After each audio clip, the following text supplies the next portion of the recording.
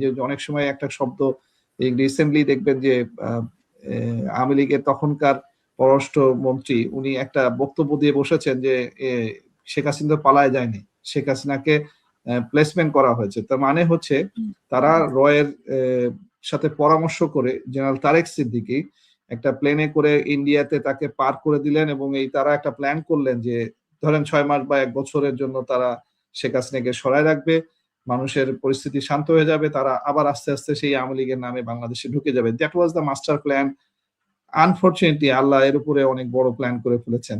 মানুষের এই চাহিদার কারণে দেখা গেছে ওই সময় মানুষ ছাত্রদের আহ্বানে ডক্টর ইউনূস সাহেবকে বাংলাদেশে আসতে আহ্বান জানায় ছাত্র এবং উনি আসেন, উনি সরকার গঠন করেন। কিন্তু যেহেতু ওনার কোনো রাজনৈতিক ব্যাকগ্রাউন্ড নাই, উনি রাজনৈতিক চালগুলো ওই সময় বুঝে উঠতে পারেন নাই এবং উনি ওনাকে যে চেয়ারের উনি ম্যানেজমেন্টও ঠিক এইভাবে উনি করেন না। উনি একজন এনজিও ব্যাকগ্রাউন্ডে যদি হন, প্রফেসর হন, তাহলে উনি এই কূট চালগুলো বুঝতে পারেন নাই। উনি সেই ক্ষমতা নেন এবং উনি প্রথমে যে জিনিসটাকে উনি বলেন সেটা হচ্ছে ক্ষমা সুন্দর দৃষ্টিতে দেখে যা আছে সেই বাংলাদেশের মানুষকে নিয়ে উনি আবার সরকার পরিচালনা করবেন। এখানে একটা বড় রকমের উনি আমি মনে করি যে শাসন ব্যবস্থায় ব্যর্থ হয়ে গেছেন। সেটা হচ্ছে যে উনি ওই আওয়ামী লীগে রেখে যাওয়া এবং এই ৩ দিনে তৈরি করা একটা সরকারকে উনি বেছে নিয়েছেন। তার মধ্যে সবচেয়ে দুর্বল জিনিসটা হচ্ছে স্বরাষ্ট্র উপদেষ্টা জেনারেল জাহাঙ্গীর। আজকে যাকে নিয়ে এই আন্দোলনের এই যে আজকে যে আঘাতটা হয়েছে তার মধ্যে যা দাবি উঠছে যার অপসারণের জন্য সেই ব্যক্তি হচ্ছে ওখানে ছিলেন। যার বিরুদ্ধে বেসিক্যালি আমি সাক্ষ্য দিতে যে আজকে আমি দেশ ছাড়া হয়েছি 2025 আগস্টে। কারণ আমি বিডিআর কমিশনের কাছে সরাসরি সাক্ষ্য দিয়েছিলাম যে এই ভদ্রলোকের স্টাফ অফিসার হিসেবে আমি চাকরি করেছি ওনার সাথে এবং আমি ওনাকে দেখেছি 2005 সাল থেকে যে উনি ইন্ডিয়া রয়ের সাথে সরাসরি জড়িত আছেন। তো এরকম একটা কন্ট্রোভার্সিয়াল লোক যদি বাংলাদেশের স্বরাষ্ট্র উপদেষ্টা হন তাহলে হাদি হত্যা, হাদির সাথে সাথে এই আজকে জাবেরেরকে গুলি চালানো পুলিশের, এগুলো খুব স্বাভাবিক ঘটনা বলে আমার কাছে মনে হয়। তো যেটা আমি বলছিলাম আর কি, সরি আপনার কথা শোনা যাচ্ছে না, মিউট হয়েছে। আচ্ছা, এখানে গতকালকে বলা হয়েছে যে মানে ঢাকা মেডিকেল থেকেও বলা হয়েছে যে কারো উপর গুলি চালানো হয়নি, লাঠির বাড়ি ছিল। তো এটা সরকারের পক্ষ থেকেও সরকার বিবৃতি দিয়ে বলেছে যে কাউকে গুলি করা হয়নি। ইনফ্যাক্ট গুলি করা হয় নাই বা লাঠির দেয়া হয়েছে, আমি দুটোকেই অ্যাকসেপ্ট করে নিব। কেন? কারণ কন্ট্রোভার্সিয়ালিটি আমি করব না।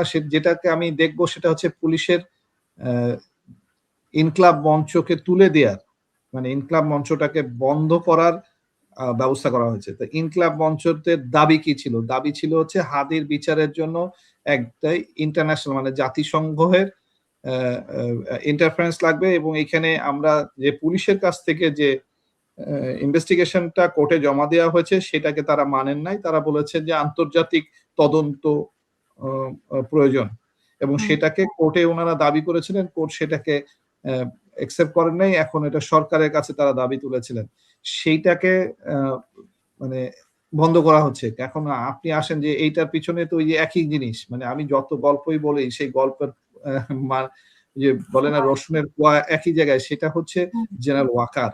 উনি কার অর্ডারে আসলে এই কাজগুলো করেছিলেন সেই 5 তারিখে, সেটা হচ্ছে জেনারেল তারেক সিদ্দিকী। এখনো সেই তারেক সিদ্দিকীর একটা প্রচ্ছন্ন সরকার ব্যবস্থা রয়ে গেছে, তাদের মাধ্যমেই এই হাদির হত্যা ঘটানো হয়েছে এবং তারাই আবার সেই বিচারের মানে ইনভেস্টিগেশন করতেছে। তাহলে তো আপনি এই ইনভেস্টিগেশনে স্যাটিসফ্যাকশন পাবেন না, যেটা জাবের বা ইনকলাব মঞ্চের মূল বক্তব্য। সেই বক্তব্যকে তো আমিও সমর্থন করি, আমি এর আগেও আপনার টক শোতে পরিষ্কারভাবে জানিয়েছিলাম কেন।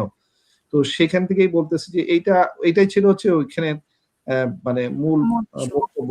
তার আপনি এখন যদি বলেন আছে মানে ওদের পেছনে কেউ আছে যে কালকে দিনটাতে ওরা কেন ধারাবাহিকভাবে ওরা কালকে করেছে নাকি কালকে মানে কি উদ্দেশ্যে আসলে কালকে ওরা নেমেছিল, মানে কেন মাঝখানে না মানে ওদের তো আন্দোলন চলমান ছিল, ওরা এই মঞ্চ তো ছাড়ে নাই।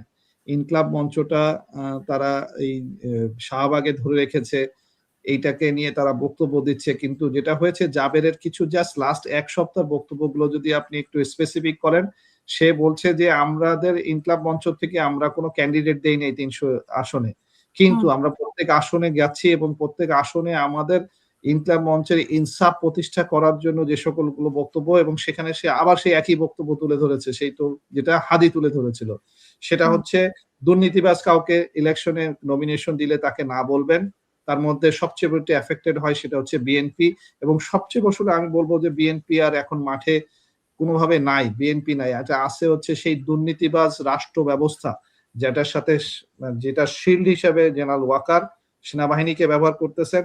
পুলিশ, যে সকল দুর্নীতিবাজ পুলিশ ছিল তারা রয়ে গেছে, তারা এটাকে ফিল্ডে আছে, এবং এটার পিছনে আছে একটা বড় দুর্নীতিবাজ সরকার ব্যবস্থা, যার মধ্যে সচিবালয়ের সকল আমলারা জড়িত।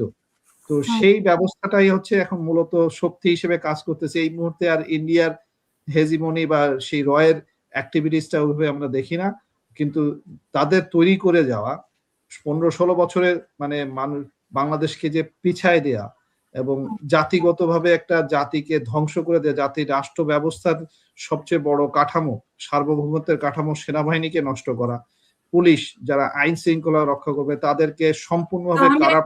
স্বরাষ্ট্র উপদেষ্টা কেন বলছেন যে এখন প্রশাসনে দায়িত্বে যারা আছে, যারা নির্বাচনের দায়িত্বে আছে প্রশাসনের, সবাই হচ্ছে যে ভালো, মানে সৎ, এদের মধ্যে কোনো সমস্যা নেই, এবং নির্বাচন হতে সুষ্ঠু নির্বাচনেও কোনো সমস্যা নেই, এই সার্টিফিকেট শুনে দিচ্ছেন কেন?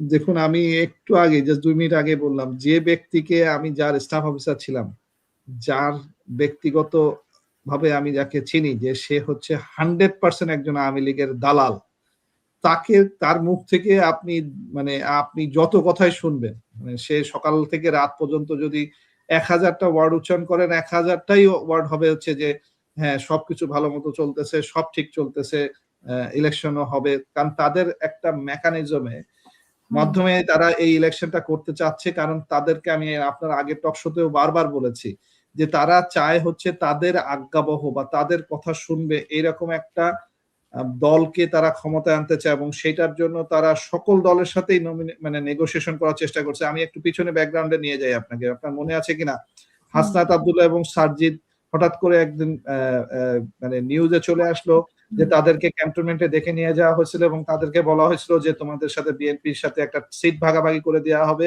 তোমরা এভাবে এভাবে সিট নিয়ে তোমরা চলে আসো, এবং এইটা তারা পাবলিক করে দিয়েছিল। এবং এইটা পাবলিক করার সঙ্গে সঙ্গে তাদের উপরে তখন অ্যাটাক শুরু হয়েছিল, যেটার সঙ্গে সঙ্গেই হাদি তখন খুব বেশি মানে ভয়ঙ্কর রূপে ভয়েস তৈরি হয়েছিল, যেমন হাদি একটা বক্তব্য দিয়ে বসেছিল যে যদি মানে ওয়াকার সাহেব কু করারও চেষ্টা করে তাহলে সেনাবাহিনীর থেকে এক একটা করে ইট করে নিয়ে আসবে মানুষ। এই যে শব্দগুলো উচ্চারণ করেছিল, তখন থেকে হচ্ছে ডিজিএফআই নজরে পড়ে গেল হাদি, এবং আলটিমেটলি তার জীবন দিয়ে তাকে জীবনটা মানে নিয়ে গেল।